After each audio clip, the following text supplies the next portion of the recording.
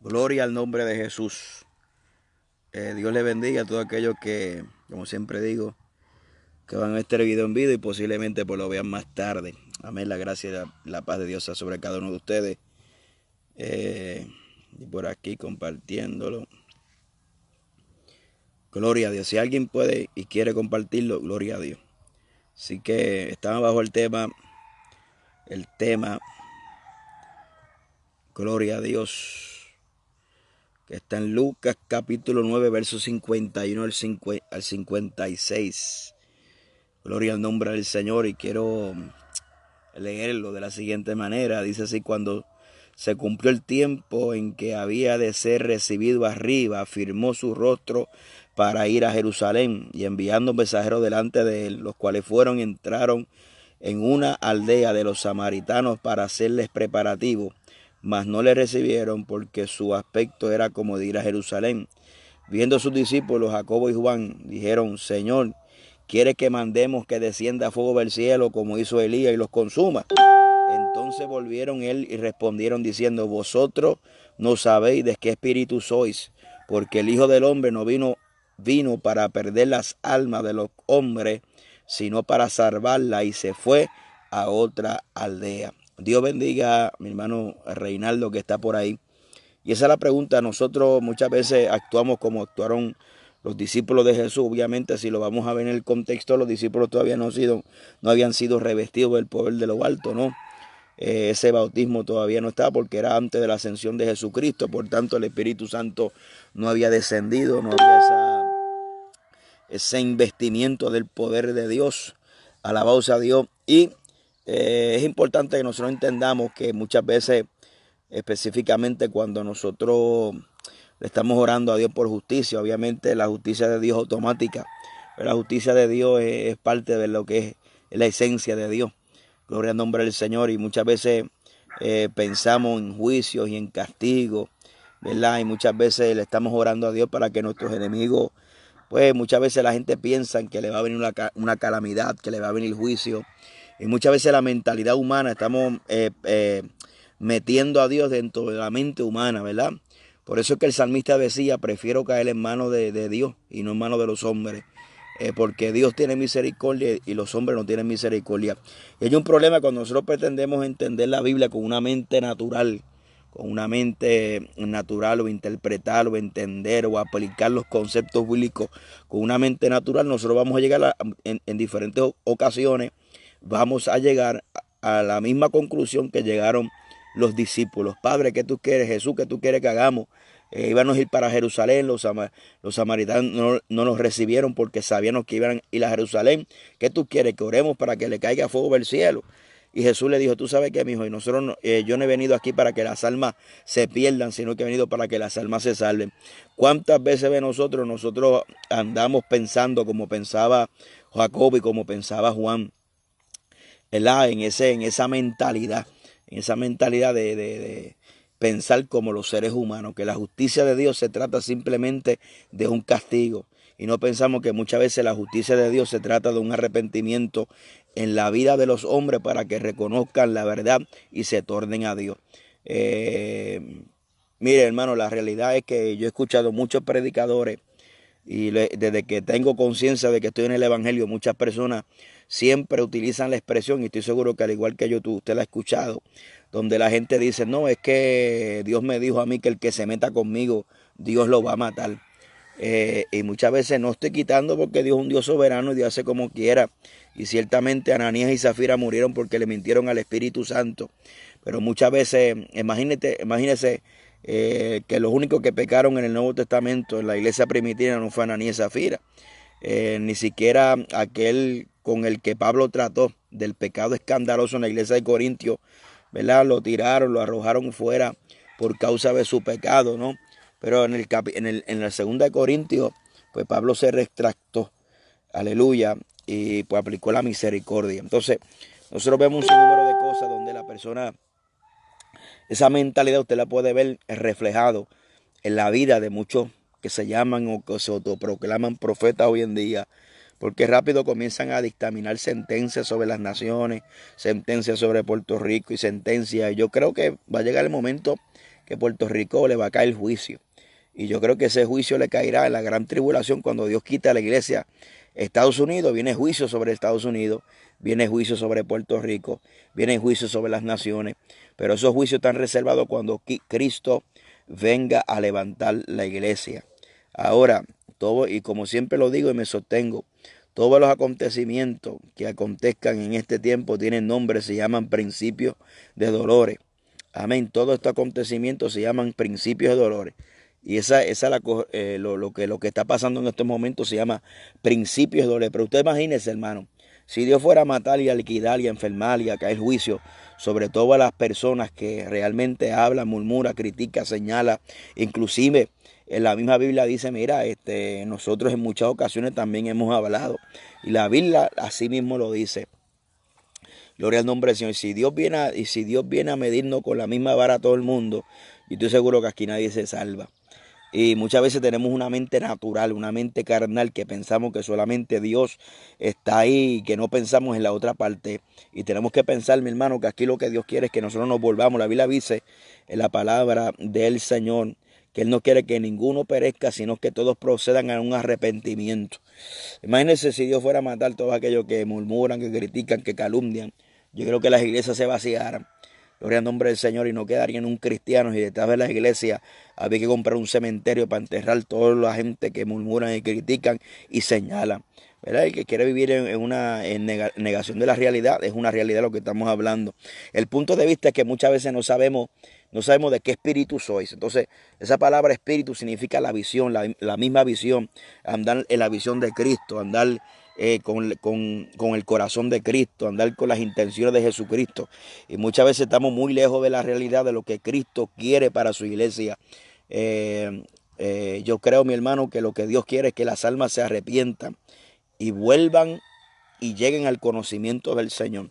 Y muchas veces nosotros estamos, y hay un ejemplo bíblico en Hechos capítulo 23, versos 12 al 14, cuando tomaron a Pablo preso en Jerusalén y Pablo apela al César. Dice en el verso 12 del capítulo 23 de Hechos, dice, venido el día, algunos de los judíos tramaron un complot y se juntaron bajo maldición, diciendo, no comeréis ni beberéis hasta que a veces habéis dado muerte a Pablo. Era más de 40 los que habían hecho esta conjuración, de los cuales fueron los principales sacerdotes y los ancianos, y dijeron, nosotros nos hemos jurado bajo maldición a no gustar nada hasta que hayamos dado muerte a Pablo. Fíjese, esta gente que estaban adorando en el templo, que supuestamente tenían que tener temor de Dios, pues no conocían a Dios, porque estaban en este asunto, el que acusó al apóstol Pablo de hereje, amén, de levantarse contra el judaísmo a causa del evangelio que estaba anunciando, el evangelio de Jesucristo. Estas personas 40 personas estaban en ayuno bajo juramento. La Biblia dice que era bajo juramento de maldición. Entonces, ¿qué es un conjuro? Es un conjuro, es una fórmula mágica que se dice o se recita o se escribe para conseguir algo que sea o se desea. Lo primero que queremos resaltar es que el hecho de lo se hace para conseguirlo es su propio deseo. Por ejemplo, estas personas estaban ayunando, pero estaban ayunando fuera de la voluntad de Dios. Y lo digo porque me he encontrado con personas en este tiempo y con muchos mal llamados profetas que lo que hacen, en vez de hablar palabra de Dios, lo que hay un espíritu de Jezabel, un espíritu de manipulación, que en vez de traer un mensaje que cause arrepentimiento, su mensaje es un mensaje que cause miedo negativo. O sea, no es un temor de Dios, es un miedo negativo, aleluya, para manipular, porque con el miedo se manipula. Entonces, usted ve este tipo de personas sentenciando, y siempre están hablando como si Dios fuera un ogro, como si la visión de Cristo fuera que usted está ahí, Dios lo está mirando y está a punto de que usted falle para que Dios mandarle un centellazo, amén, para liquidarlo sobre la faz de la tierra. Y nos olvidamos que el propósito de Dios es que las almas se arrepientan y lleguen al arrepentimiento, inclusive aquellos que te hacen la guerra, aquellos que te ponen el pie para que usted se caiga, inclusive aquellos que te critican, aquellos que murmuran de ti, aquellos que se burlan de ti. Amén, porque ahí vamos a aplicar ese esa famosa frase que está de moda ahora, también son almas de salvación. Y Cristo le dijo a Jacobo y Juan, bueno, ustedes no saben de qué espíritu soy. O sea, si los samaritanos no quisieron ayudar y quisieron ser impedimento para que Cristo llegara a Jerusalén, inclusive cuando hay personas que no son tropiezos a nosotros, inclusive tropiezos a la misma obra de Dios, a veces pensamos en lo peor, pensamos, muchachos, y comenzamos y prendemos el Facebook Live y comenzamos a decir, tus días están contados, olvidando mi hermano, que la visión de Dios, y yo no estoy quitando que Dios haga, porque tenemos uno de los ejemplos modernos, tenemos al presidente Hugo Chávez, ¿no? Que maldijo a Israel, amén, pero el que se levanta con Israel, hermano, aleluya, esa maldición, pues imagínense, no prevalece. Pero en todos los casos, hermanos, si nosotros vamos a aplicar la misma regla en todo el asunto, fíjese, Dios no andó matando en el Nuevo Testamento a muchos ananías y zafira, y estoy seguro que hubo más personas con más desobediencia, y lo puede ver en las escrituras. El apóstol Pablo, había gente que se oponían a su ministerio. Pablo pasó por un sinnúmero de guerras que se oponían, y Dios no anduvo matando todo el Nuevo Testamento a medio mundo. Entonces nosotros tenemos que dejarnos de falacia y dejarnos de estar interpretando o dejarnos de manipular o de hablar con nuestras propias intenciones y poniéndole palabras en la boca de Dios. Aleluya. Gloria al nombre, para ponerle palabras en la boca de Dios que Dios nunca ha dicho. Entonces, fíjese el propósito de Dios. El propósito de Dios es que las almas vengan a arrepentimiento, porque Él no vino para que las almas se perdieran. Él vino para que las almas se salvasen. Y estas personas que le hicieron la guerra al apóstol Pablo, dice que ayunaron bajo maldición hasta que Pablo fuera destruido. Usted sabe cuántas personas yo he visto ayunando para que Dios destruya ministerio, ayunando y orando para que Dios maldiga a tal ministro, para que Dios le envíe enfermedades. Y no le estoy jugando, hay personas así, amén, hasta pastores, ministros que ayunan, que oran, que si los miembros se van de su iglesia le declaran juicio, le decretan de que maldición, manipulación. Todo esto tiene que ver con una manipulación, con intimidación. Recuérdese que hay un temor de Dios, pero hay un temor que no proviene de Dios, que es un miedo excesivo. Y ese miedo, cuando se utiliza para manipular, ahí es donde se convierte en una oración, y en una oración de hechicería. Gálatas habla de la obra de la carne de hechicería. Y esa hechicería significa, en el contexto del griego, significa manipulación. Es una oración que no va conforme a la voluntad de Dios, que no da en el centro de la voluntad de Dios. Imagínese a alguien que está orando y ayunando para que Dios mate o para que Dios destruya a tal o cual persona. Aunque lo hagan en el nombre de Dios, la Biblia dice que si alguna cosa pedimos conforme a su voluntad, Él nos oye. Entonces imagínese, usted dirá, bueno, que esa gente está orando en el nombre de Jesús. Mire, hermano, el nombre de Jesús no es ninguna fórmula mágica que yo oro y digo en el nombre de Jesús y viene a cumplimiento, ¿verdad? Pues eso no funciona así. La Biblia dice que si alguna cosa pidemos conforme a su voluntad, Él nos oye. Conforme a su voluntad, Él nos oye. Entonces, cuando nosotros nos damos en el centro de la voluntad de Dios, entonces ahí se formula otra pregunta, pastor, entonces, ¿cómo yo conozco la voluntad de Dios? Bueno, ahí es cuando se cumple que yo tengo que estar metido con Dios para entonces yo tener el corazón de Dios, para que entonces yo lo que ore, lo que pide, sea conforme al sentir de Dios. Por eso la Biblia dice en el Salmo que Dios concede las peticiones de nuestros corazones, pero ese corazón es el corazón que está alineado a la perfecta voluntad de Dios. ¿Ves? Entonces, ¿qué pasa? Estas personas que estaban en Hechos capítulo 23, versos 12 y 14, que estaban ayunando bajo conjuro de maldición para que mataran el apóstol Pablo, era un conjuro, y eso era una fórmula mágica para conseguir algo deseado. Entonces, a veces nosotros o muchas personas en la iglesia utilizan el nombre de Cristo como si fuera una fórmula para nosotros querer hacer algo o para obtener algo. Utilizamos el nombre de Jesús como si fuera una fórmula mágica, que todo lo que yo pido en el nombre de Jesús será. Y este evangelio del positivismo, este evangelio, amén, que solo se enfoca en el humanismo, en el yo, que dice todo lo que pisare la planta de tu pie será vuestro. Pero si usted lo lee en el contexto, Josué se lo dijo, Jehová se lo dijo a Josué, pero a Josué le dijeron, porque ya había unas líneas marcadas desde Dan hasta Berseba, desde el gran río Éufrates hasta donde se pone el sol. Esa era la tierra que tenían que pisar. O sea, ya estaba marcada por Dios, pero ellos tienen que reclamar lo que ya Dios le entregó. No era lo que Israel quería, no era lo que Israel quería poseer, era lo que ya Dios le dijo que iban a poseer. Entonces, nosotros vivimos este evangelio de cómo utilizar a Dios como si Dios fuera un amuleto, como si el nombre de Jesús fuera un amuleto, y nos olvidamos de la perfecta voluntad de Dios.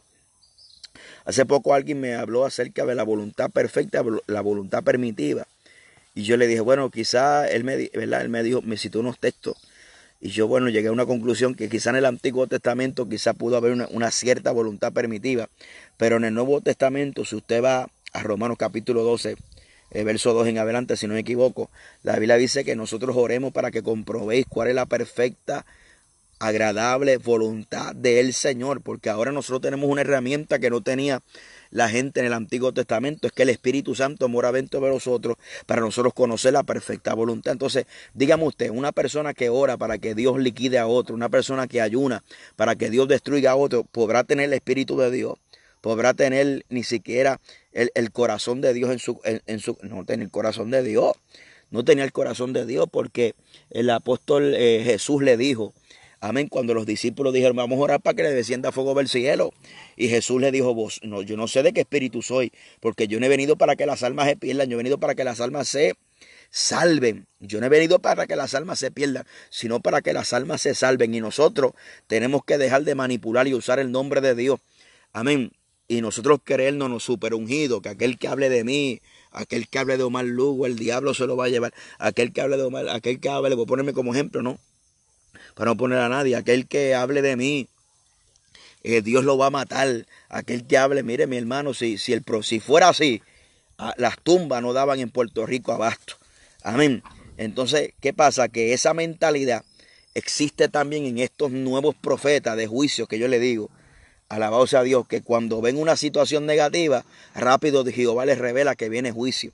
Mire, yo sigo apelando lo que la Biblia dice, lo que Jehová le dijo a Abraham. Y eso, aunque está en el Antiguo Testamento, hay algo que Dios no cambia en el Antiguo ni en el Nuevo Testamento. Es que Dios es el mismo ayer y hoy y por los siglos. Y eso se refiere al carácter que no cambia de Dios. Dios no cambia. Y si en el Antiguo Testamento Dios no castigó al justo con el impío, tampoco en esta gracia lo va a hacer. Gloria al nombre de Jesús. Entonces, en esta dispensación tampoco la va a hacer. Entonces, tenemos que entender eso. Entonces, cada vez que viene alguien, y claro que Dios es soberano, yo no estoy descartando que Dios lo pueda hacer o que Dios haga como Él quiera, porque Dios es Dios.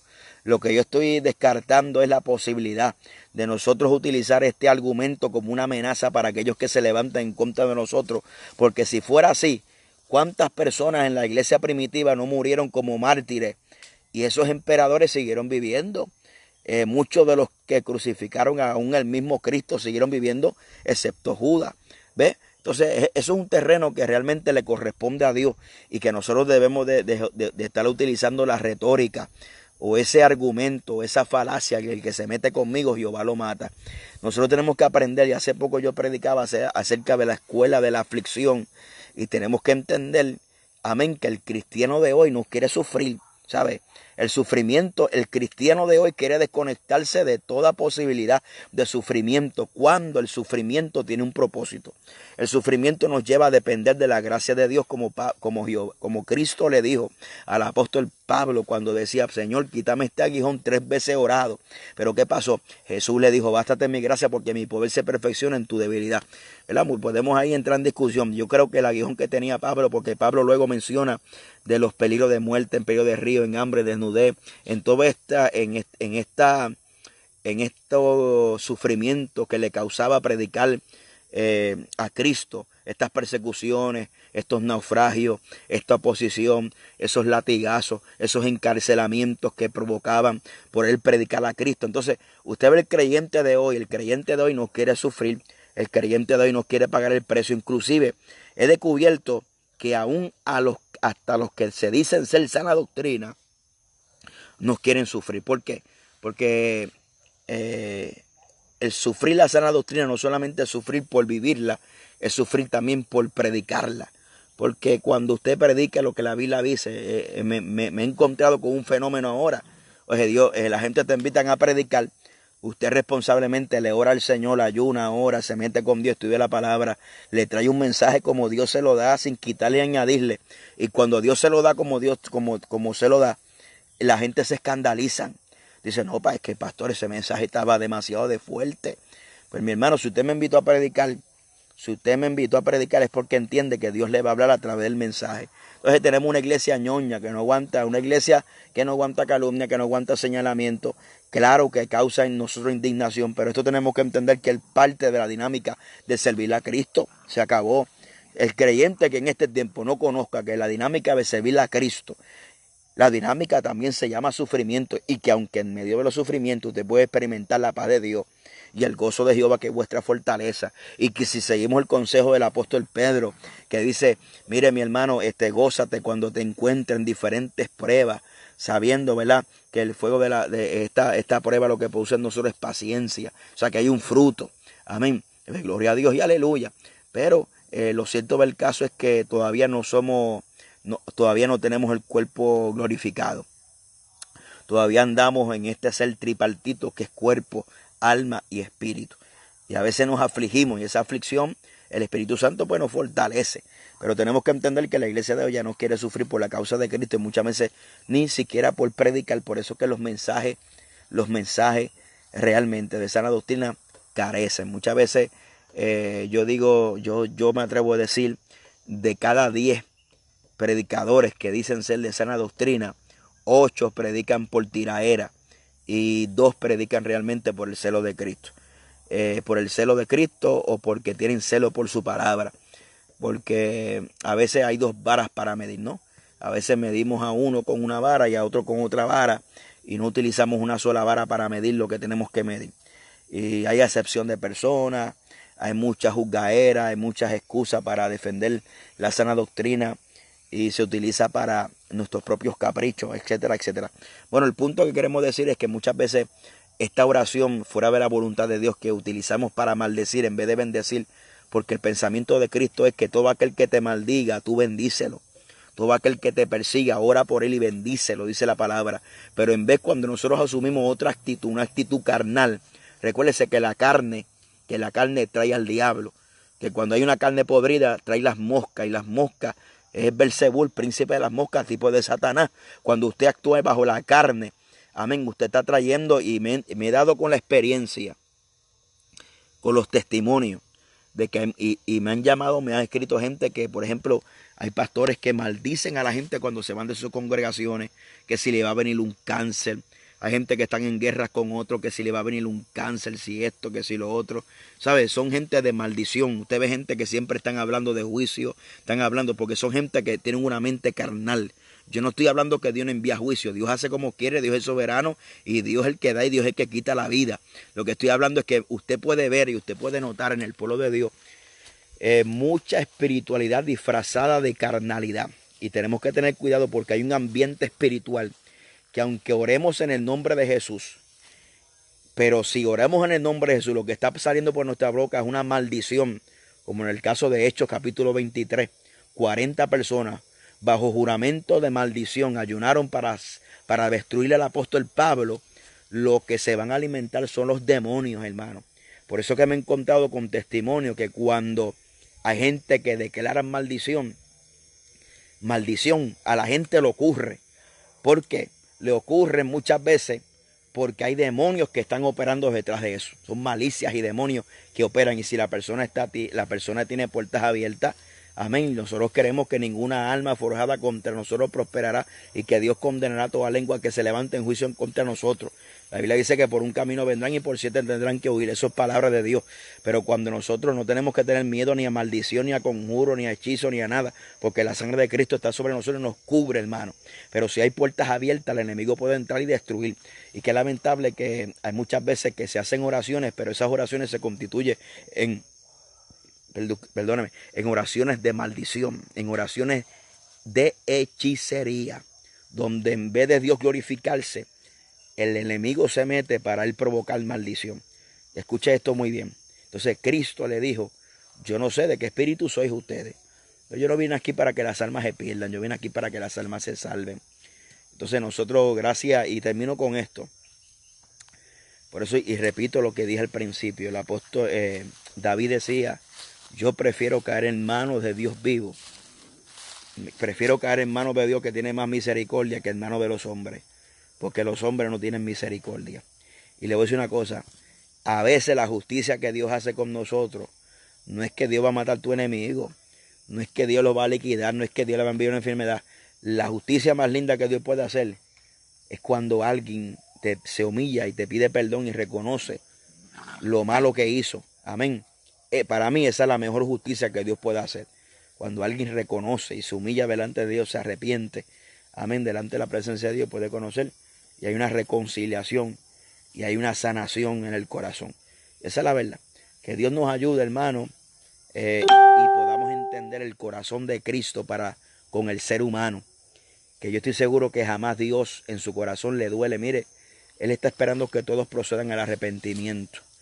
Aleluya. Y Él no vino para que las almas se pierdan, sino para que las almas se salven. Tengamos el corazón de Cristo, tengamos el lenguaje de Cristo, tengamos los sentimientos de Cristo. Amén. Para que este evangelio es un evangelio práctico. Esto es una fe práctica. Esto no es cuestión de teoría, esto es una cuestión de práctica. Que esa fe práctica se pueda reflejar en la vida de la iglesia y con esa fe práctica el mundo entienda que todavía en este mundo hay sal en esta tierra y que somos luz en medio de las tinieblas. Dios me lo bendiga. Saludos a todos los que están por ahí, pastores, evangelistas, ministros del Señor. Dios le bendiga mucho. Un abrazo, esperando que esta palabra le pueda ser de edificación, aunque sea a una persona que Dios le hable. Gloria a Dios y aleluya. Dios me lo bendiga. Un abrazo.